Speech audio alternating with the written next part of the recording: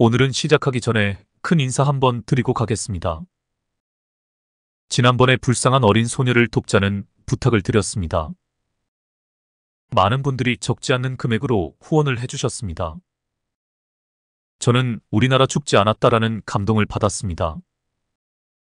자본주의 사회에서 아무런 대가 없이 무상으로 기부나 후원을 해주시는 것은 자기 살과 피를 나누어주는 행위나 다름이 없습니다.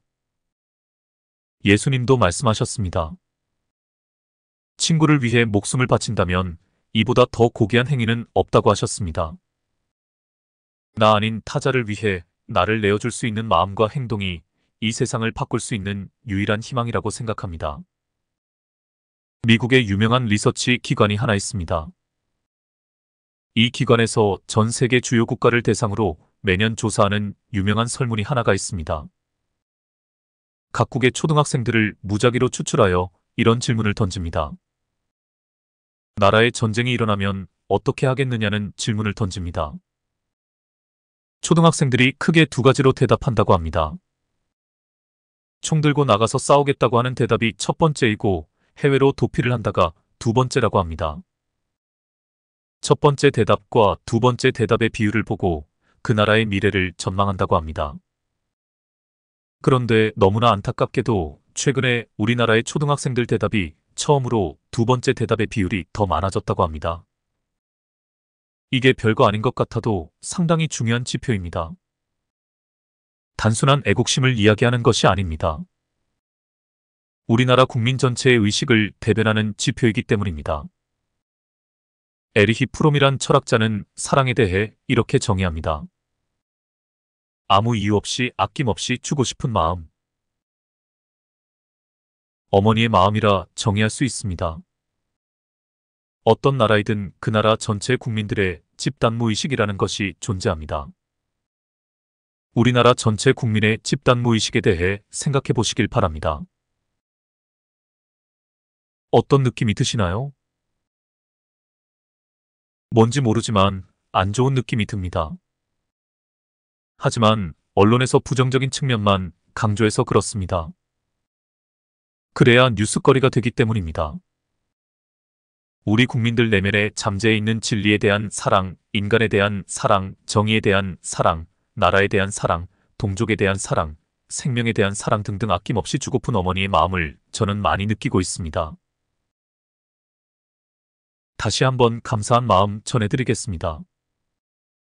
많은 분들이 후원해 주셔서 어린 생명을 살릴 수 있는 수술을 할 수 있게 되었습니다. 수술 일정이나 수술 결과가 나오면 다시 말씀드리겠습니다. 그리고 사랑이라는 고귀한 정신에 가슴 깊이 존경을 표합니다. 우리나라 죽지 않았다고 감히 말할 수 있게 되었습니다. 전쟁이 일어나면 총 들고 나가서 싸우겠다고 용기 있게 나서는 초등학생들이 많이 나오는 사회가 되어야 합니다. 그런 정신이 살아있는 나라가 되어야 합니다. 제가 이 유튜브를 더욱 열심히 할 수밖에 없는 이유이기도 합니다. 제 영상을 시청하시는 애청자분들 중에 젊은 분들도 많을 것이라 생각합니다. 과연 전쟁이 일어나면 나는 총 들고 나가서 싸울 것인가 아니면 해외로 도피를 할 것인가 스스로 한번 생각해 보시길 바랍니다. 희생정신이 사라진 사회는 더 이상 희망이 없습니다.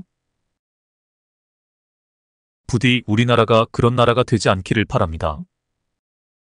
나를 희생해서 대의를 이룰 수 있다면 지금 당장 이 자리에서 죽어도 여한이 없다 라는 정신이 살아있어야 합니다.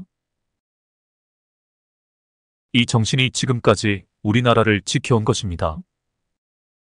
앞으로도 이 정신이 우리나라, 우리 사회를 지켜갈 것입니다. 이 정신이 없다면 고도의 경제 성장을 하고 국방력이 튼튼해도 모래성이나 다름이 없습니다. 눈에 보이는 것은 그냥 껍데기에 불과합니다. 사람들 내면에 자리한 정신이 중요합니다. 우리나라 국민들 내면에 자리한 사랑과 열정 그리고 희생정신이 살아있는 한 우리나라는 영원할 것입니다. 대한민국 만만세. 우리나라를 더욱 살기 좋은 나라로 만들기 위해 우리는 오늘도 열심히 주식 공부를 해야 합니다. 제가 수도 없이 강조했지만 이거는 역사적 필연입니다. 이 시장을 개미천국으로 만들어야 합니다. 제가 늘 강조하는 정보혁명, 의식혁명이 모두 여기에서 시작되는 것입니다. 그런 의미에서 오늘도 대세 변곡점에 대한 공부를 심도 있게 해보겠습니다. 먼저 살펴볼 종목은 우리기술입니다. 똘똘이 나오세요. 두산에너빌리티가 최근 미국에서 2조 원 규모의 소형 원전 SMR 원자로 주기기 납품을 수주했다는 소식이 전해지고 있습니다. 최근 미국에서 AI 데이터 센터가 엄청나게 늘어나면서 전력 문제가 커지고 있는 만큼 소형 원전 SMR에 대한 관심이 늘어나고 있는 상황이라 두산에너빌리티의 소형 원전 원자로에 들어가는 주요기기 수주는 큰 호재로 작용할 가능성이 있습니다. 이번 미국 소형원전 SMR 수주 사례는 소형원전 분야에서 글로벌 탑으로 꼽히는 뉴스케일 파워가 50조 원 규모의 소형원전을 짓는 것과 관련이 있습니다. 아직 뉴스케일 파워가 스타트업이었던 시절에 두산에너빌리티가 약 1,500억 원을 투자하여 공급권을 따냈기 때문에 이번 수주가 성공할 수 있었다고 합니다. 마이크로소프트, 아마존, 구글 등 데이터 센터 운영 사업자들이 AI 수요에 맞춰 엄청난 양의 AI 데이터 센터를 늘려나가고 있습니다. 데이터 센터 가동에 필요한 전력 그리고 데이터 센터를 가동하기 때문에 발생하는 열 문제를 해결하기 위한 공조장치 전력을 끌어모으기가 굉장히 어렵다고 합니다. 또한 ESG 경영을 실천해야 하기 때문에 데이터 센터를 운영할 때 쓰는 전력 또한 친환경을 써야 하는데 바로 그 대안으로 소형원전 SMR이 떠오르는 것입니다. 이렇게 AI 데이터 센터에 소형원전이 필요하다는 것이 알려지자 두산에너빌리티, BHI, 우리기술, 한전기술과 같이 소형원전 관련주의 주가가 요동을 치고 있습니다. 대장주인 두산에너빌리티의 경우 이번 수주에서 주기기인 원자로 증기발생기 튜브를 담당하고 있는 만큼 주가 상승이 기대가 되고 있습니다. 연초 대비 20% 수준의 주가 상승이 있었지만 이번 수주로 더욱 관심을 받을 것으로 기대됩니다. 또한 BHI의 경우 원자력 발전 설비를 만드는 업체로 두산에너빌리티에 HRSG를 공급하고 있는 만큼 이번 미국 2조 수주건 관련해서도 수혜주로 분류되어 주가 상승이 기대됩니다. 그리고 우리기술은 제어 예측 시스템을 만드는 업체로서 원자로를 감시하고 문제 발생 시 경고를 울려줄 수 있는 시스템을 만들고 있으며 한전기술은 원자로 안전 설계를 담당하고 두산에너빌리티와 원전 수주를 함께하기 때문에 이번에도 수혜주 및 관련주로 분리될 수 있을 것으로 기대됩니다. 이상입니다. 소형 원전 관련주 역시 올 한 해 꾸준한 성장세를 이어갈 것입니다.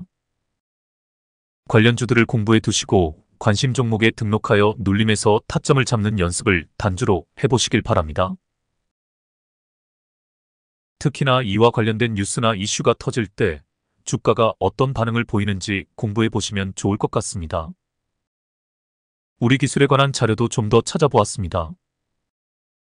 우리기술이 정보주도 혁신형 소형 모듈 원자로 안전계통 표준 플랫폼 개발 사업에 이어 추가 국책과제에 선정되었다고 29일 밝혔습니다. 우리기술은 산업통상자원부가 주관하는 SMR 산업생태계 기반 조성 사업에 3년 연속으로 선정이 되었다고 합니다.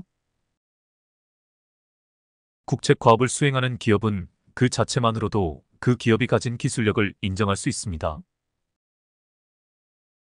SMR 해외 시장 개척 지원, 기자재 성능 시험 인증, 기술 분석 검증, 시설 장비 임차 및 사용 기술 자문 활용에 대한 지원 등을 통해 국책과제를 수행한다고 합니다. 우리기술은 국내 유일 제어 예측 시스템 공급 기업으로 원전 독점 기술을 다수 보유하고 있다고도 합니다. 그동안 이러한 우수한 기업이 시장에서 주목을 받지 못하다가 세계적인 이슈와 함께 시황에 따라 주가가 급등을 하는 것입니다. 우리가 해야 할 일은 급등의 초입을 노리는 것입니다. 바로 그 자리가 대세 변곡점입니다. 차트로 가보겠습니다. 우리기술 일봉 차트입니다. 차트 전체의 흐름을 보겠습니다. 이 부분에 주목해 보시길 바랍니다. 돌파가 나오지만 치고 가지 못합니다. 이유는 제가 설명을 하지 않아도 지난 영상을 충분히 공부하신 분들이라면 금방 아실 것입니다. 그렇습니다. 두 선의 이격이 너무 많이 벌어져 있습니다. 또한 241선의 하락 각도가 너무 안 좋습니다. 힘이 응축되어 있지 못합니다. 조정이 나올 수밖에 없습니다. 이 부분도 마찬가지입니다. 두 선의 이격이 좁아지기는 했으나 두 선 모두 하락 각도가 안 좋습니다. 이후 보합권을 유지하면서 241선이 거의 수평으로 전환이 됩니다. 바닥권에서 힘을 모으고 있는 중입니다.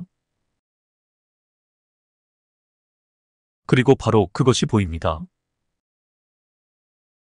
그렇습니다. 121선이 포물선을 그리며 상승을 하고 있습니다.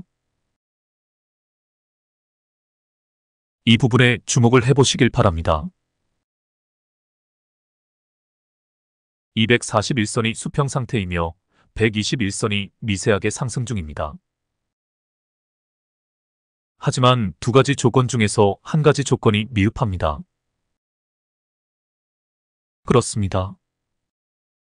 두 선의 이격이 너무 많이 벌어져 있습니다. 이격이 많이 벌어진 상태에서 돌파가 나와 치고 가는 힘이 부족하여 조정이 나옵니다. 이제 이 부분에 주목해 보시길 바랍니다.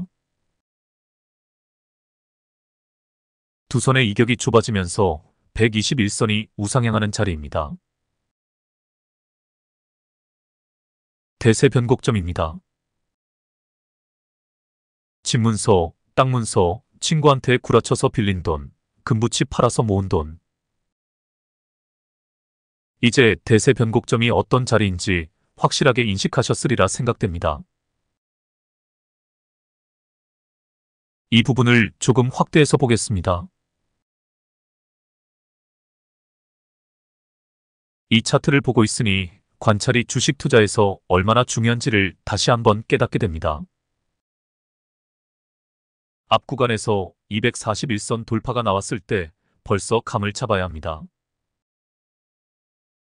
이때부터 이 종목이 가진 상승 모멘텀에 대해 조사를 하고 어떤 이슈가 있는지 살펴보아야 합니다. 거의 모든 차트에서 본격적인 상승 이전에 전조 현상이 나옵니다.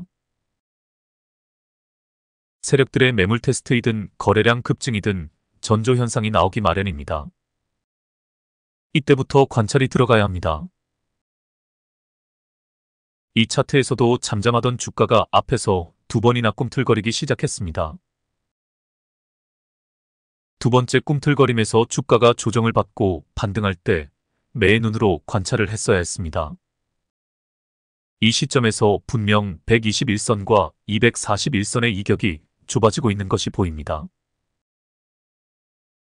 이 자리를 찾아내는 안목을 가지고 여기서 진입을 했어야 했습니다. 제가 선을 하나 그어보겠습니다.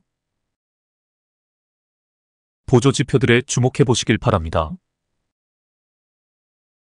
RSI는 벌써 앞에서 중심선을 통과했습니다. MACD에서 놀랍게도 골든크로스가 일어나고 있습니다. 이러한 관찰을 통해 정확히 타점을 잡았다면 저 큰 상승분을 먹을 수 있었을 것입니다. 아니면 첫 장대 양봉이 뜬 다음날 돌파가 나오는 것을 보고 바로 따라붙었어야 한다는 결론에 이르게 됩니다. 이미 이 자리가 대세 변곡점이라는 것을 알았고 시황에 딱 맞는 종목이라는 것을 알았기에 조정이 나오더라도 진입을 했어야 했습니다. 스윙 매매는 타이밍의 예술이라는 것도 다시 한번 느끼게 됩니다. 아깝이. 저도 이 종목을 관찰하고 있었는데 다른데 정신이 팔려 이 좋은 기회를 놓치고 말았습니다. 제기랄. 하지만 걱정할 필요 없습니다. 주식시장에 유명한 격언이 또 하나가 있습니다. 버스는 반드시 다시 온다. 지나간 버스에 연연해할 필요 없습니다. 버스는 다시 오기 마련이니까요. 다음 버스에 올라타면 됩니다. 여하튼 이 종목도 잘 관찰해 보시길 바랍니다. 너무 급격하게 급등을 해서 큰 조정이 나왔지만 다시 치고 가려는 움직임을 보이고 있습니다. 또한 소형원자로 관련주들도 다 공부를 해두셔야 합니다. 다음 종목으로 가보겠습니다. 그럼 오늘은 소형원자로 관련주들의 차트를 중심으로 대세 변곡점을 찾아보겠습니다. 두산에너빌리티입니다. 딱 보아도 121선을 중심으로 등락을 반복하고 있는 모습입니다. 이런 종목들은 눌림목 매매 기법으로 121선 밑으로 주가가 빠질 때 눌림에서 반등하는 자리에서 타점을 잡아 수익을 낼 수 있습니다. 하지만 오늘은 대세 변곡점을 찾는 연습을 해보겠습니다. 제가 표시를 해보겠습니다. 241선 돌파 자리들입니다. 하나하나 검토해 보겠습니다. 첫 번째 돌파 자리에 주목해 보시길 바랍니다. 두 선의 이격이 많이 벌어져 있습니다. 241선의 하락 각도가 안 좋습니다. 두 번째 돌파 자리에 주목해 보시길 바랍니다. 두 선의 이격이 많이 벌어져 있습니다. 241선의 하락 각도가 안 좋습니다. 세 번째 돌파 자리에 주목해 보시길 바랍니다. 두 선의 이격이 많이 벌어져 있습니다. 241선의 하락 각도가 안 좋습니다. 네 번째 돌파 자리에 주목해 보시길 바랍니다. 두 선의 이격이 많이 벌어져 있습니다. 121선이 우상향하고 있으나 241선은 여전히 하락 추세입니다. 특히 이런 자리에서 속으시면 안 됩니다.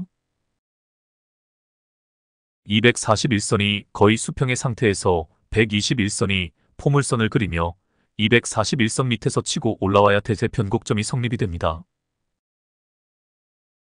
뒤에서 그런 그림이 나옵니다. 일단 다섯 번째 돌파 자리를 살펴보겠습니다. 두 선이 너무 많이 벌어진 상태입니다. 두 선의 이격이 좁아지는 지점을 찾아야 합니다. 드디어 기다리고 기다리던 목마르게 기다리던 그 자리가 나옵니다. 여기입니다. 대세 변곡점입니다. 241선이 거의 수평 상태에서 두 선의 이격이 좁아지는 지점입니다. 241선이 마치 한 마리 제비처럼 날렵하게 포물선을 그리며 우상향하는 자리입니다. 이 자리에서 돌파가 나와야 대세 변곡점이 되는 것입니다. 애들 돼지 저금통까지 배를 갈라서 투자를 해야 하는 자리입니다. 제가 좀 오버해서 이야기했지만 이 자리에서는 진짜 몰빵을 해도 됩니다. 제가 3년 동안 연구하면서 이 자리를 찾기 위해 온갖 보조 지표들을 다 동원해 보았습니다. 다 소용이 없었습니다. 유일하게 121선과 241선의 상관관계를 통해 찾아낸 자리입니다. 이거 누가 노벨상 줘야 합니다. 죄송합니다. 오늘 좀 오버가 심합니다. 너무 기뻐서 그렇습니다. 후원을 많이 해주셔서 제가 마음이 너무 좋습니다. 오늘 좀 오버하더라도 이해해 주시길 바랍니다. 사실 저는 아주 소박한 꿈이 하나 있습니다. 도심의 변두리에 아주 작은 선술집을 하나 차리는 것입니다. 주식학교를 설립해서 잘 운영하고 불개미 군단을 강력한 시민단체로 성장을 시키고, 그래서 우리나라 주식시장에서 절대적으로 주주 친화적인 기업에게만 투자를 하는 풍토를 만들고, 더 나아가 인간 도서관 같은 공익단체를 만드는 원대한 꿈이 있습니다. 그리고 그 후에 시골에 짱 박혀서 저술에 몰두할 생각입니다. 제가 계획한 저술이 모두 끝나면 그 다음에 하고 싶은 일이 선술집 운영입니다. 제가 직접 간단한 요리로 안주를 만들어 하루 일과를 마치고 퇴근하는 사람들에게 위로와 위안을 주는 그런 작은 선술집을 운영하며 생을 마감하고 싶습니다. 사람 냄새가 나는 그런 도심의 한 모퉁이에 자리한 아담한 선술집. 인생사 희노애락의 이야기들이 숨쉬고 있는 정감 있는 선술집. 여유롭고 따뜻한 마음을 가진 노인이 정성껏 안주를 만들어 값싸게 주객들을 대접하는 선술집. 주인장 노인에게 푸념을 해도, 인생사 괴로움을 토로해도 늘 여유로운 웃음으로 이야기를 들어주는 따스한 조명이 있는 선술집. 그냥 생각만 해도 기분이 좋아지는 그런 선술집. 그 선술집의 이름과 인테리어, 그리고 안주 메뉴도 다 구상을 해놓고 있습니다. 인생사 질곡을 넘고 넘어 제가 마지막에 도착할 종착지입니다. 그 꿈을 향해 저는 오늘도 열심히 달려가고 있습니다. 그 과정에서 여러분들 같이 마음이 따스한 사람들을 만나게 되어 저는 얼마나 행복한지 모릅니다. 제가 후원을 해주신 분들 이름 하나하나를 기록해 두었습니다. 그 이름이 제 가슴 속에 살아 숨쉬고 있습니다. 오늘은 가슴이 너무 벅차서 영상을 길게 못 만들 것 같습니다. 영상을 빨리 마무리하고 제 집 근처에 있는 선술집 가서 한잔 해야 할 것 같습니다. 여기까지가 그러니까 어제 토요일에 만든 영상입니다. 오늘 일요일 아침에 일어나 다시 영상을 마무리하고 있습니다. 어제 기분이 너무 격앙되어 지인과 술을 너무 많이 마신 관계로 오늘 머리가 좀 어지러질합니다. 하지만 기분은 최고입니다. 아마 엑스터시란 말을 아실 것입니다. 보통 우리말로 황홀경이라 번역합니다. 우리는 인생에서 여러 가지 상황에서 황홀경을 경험합니다. 종교적인 경험에서도 느낄 수 있고 남녀 간의 사랑에서도 느낄 수 있습니다. 혹은 대자연의 장관을 볼 때도 이런 황홀경에 빠지기도 합니다. 아마 산을 타는 사람들은 이 황홀경에 중독된 사람들이 많을 것입니다. 그뿐만이 아닙니다. 위대한 예술 작품을 만날 때도 이러한 엑스터시를 경험합니다. 미술 작품이나 음악 혹은 문학 작품 속에서도 이러한 황홀경에 빠질 때가 있습니다. 그런데 저의 경우에 있어서는 가장 놀라운 황홀경은 훌륭한 인격을 만날 때입니다. 고귀한 성품을 가진 사람들을 만날 때 제 가슴이 흥분되고 황홀경을 느낍니다. 가수 김장훈 씨를 잘 아실 것입니다. 기부천사 김장훈 씨 같은 사람을 볼 때 저는 가장 큰 황홀경에 빠집니다.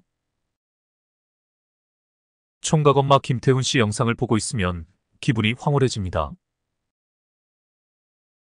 결혼도 안 한 총각이 탈북한 어린이들을 거두어 길러주고 장성하면 독립시켜주시는 분입니다. 이런 감동이 없는 삶은 아무런 의미가 없는 삶이라고 생각합니다. 우리가 이 삶을 사는 이유는 감동을 주고 또 감동을 받기 위함입니다. 저는 어제 너무 감동을 받아 그 흥분이 아직 가시지 않았습니다. 좀 진정을 해야 할 것 같습니다. 게다가 어제 과음으로 인한 숙취 때문에 정신이 또렷하지 않아 영상을 만드는데 무리가 있을 것 같습니다. 여기서 마무리하겠습니다. 여하튼 소형원전 관련주들을 공부해 보시고 차트상에서 대세 변곡점에 대해서도 공부를 해보시길 바랍니다. 오늘은 이것으로 마치겠습니다. 다시 한번 감사한 마음 전해드립니다.